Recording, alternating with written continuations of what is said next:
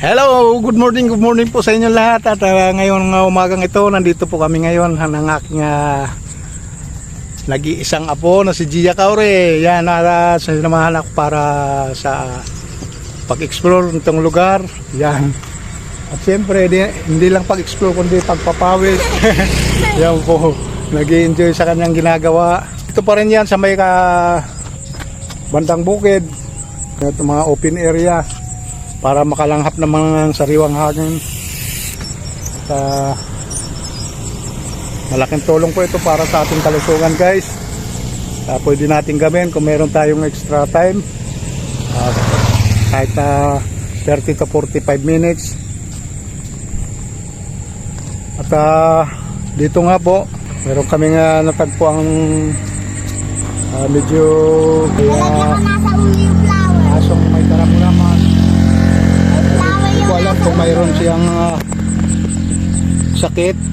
Yan, at dinalhan namin ng pagkain, inumin, at sana makarecover siya. Yan po, yan, kulay brown po ang kanyang kulay. At medyo nahirapan na siguro siyang tumayo, kaya nandyan na lang, medyo nakahiga na lang siya dyan. Kahit na medyo mahamog, malamig ang panahon, wala na siya magawa kundi na dyan na lang manatili. O kung sakaling lalakas man siya, sana bigyan pa siya ng pagkakataon. Yan, at ngayong pinala namin ang kanyang makakain, sakaling makasurvive po siya. So yun po, abangan natin ang susunod na sana bukas pagkabalik ko. Kaya nandiyan pa siya. Samahan niyo po ako mga idol sa aming kunting jogging.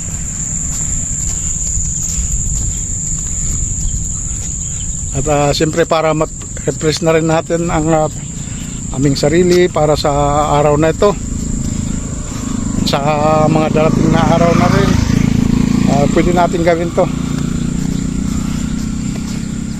Ito kaya napakahalaga ng para sa ating kalusugan,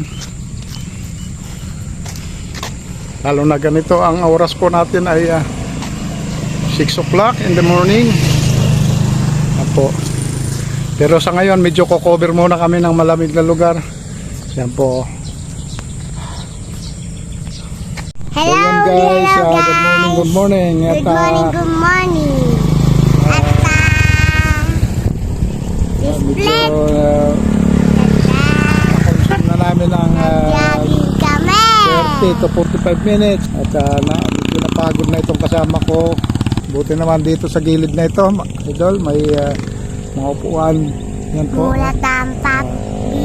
Sinadya talaga nilagay ko dito para sa ating mga kabayan na may pagkakataon sa umaga. Yan, nailang sa iyo yung duck.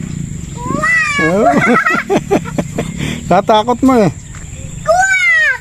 Tama na, halika na, huwag mo na sundan doon. Huwag mo na sundan, hayaan mo na siya. Sabi kami nakasay. Ganun. Tara na. Tara na. Huwag mo na siyang sundan.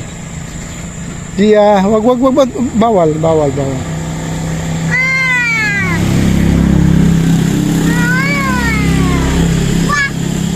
Ay, iwan ka na. May ano dyan, sige na. Binidyo mo ba? Patingin na. So yun guys, ang batang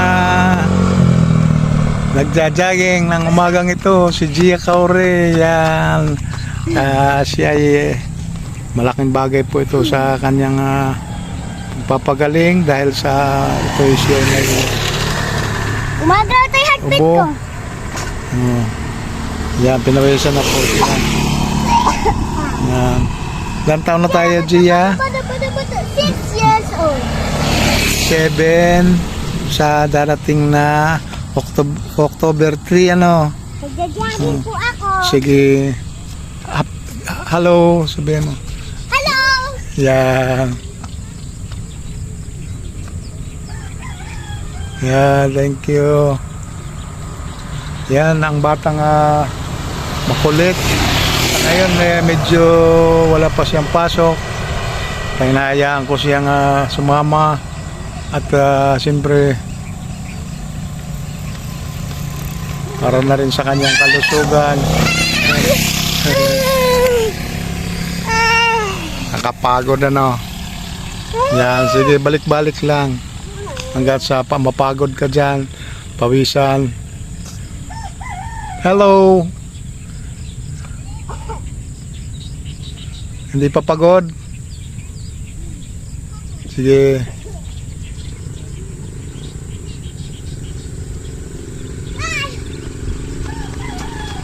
Ayan, si Gia Kaore. Wala akong marinig ako. Tricycle. Siya po tapos na mag-enroll. Nag-orientation na po sila. Sinong pangalan ng teacher mo? Teacher X. Teacher. So, kailan kayo mag-start ng klase? Ngayon pa July. rin. Di yung iba. July 1? 1 Wednesday. Okay. So, itong tatapusin itong Punta na ako month sa of May at sa month of June. Yan, kaya sinusulit niya.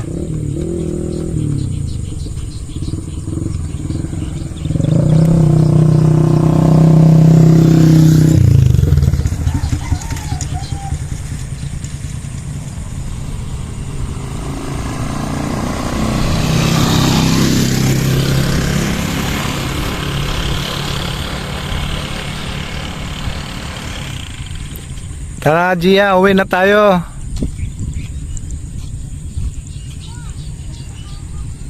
Yan po ang ating mga kababayan. Sila po yung nakatira dyan sa bahay na yan. At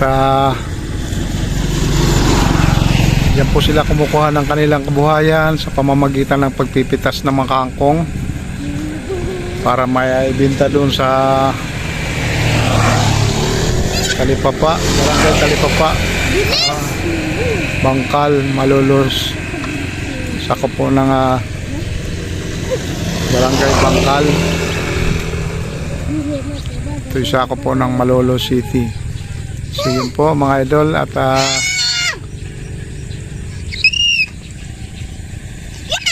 hanggang dito na lang itong vlog ko na ito. Thank you.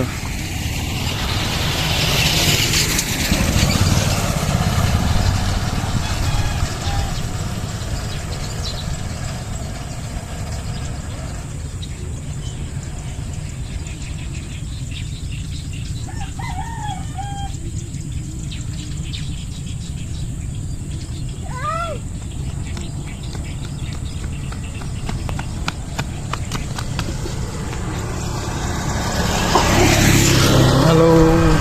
No, kaya pa? Kaya pa. So, napakasarap po ng tayo. pakiramdam. Ayan, uwi na daw kami. Nakikiuwi na. Hindi, At, jogging tayo. Bakit? At inom pa daw siya ng tubig. Medyo nabuhusan kami ng tubig. Wala na po kaming mainom. Ito po ang aming tubig.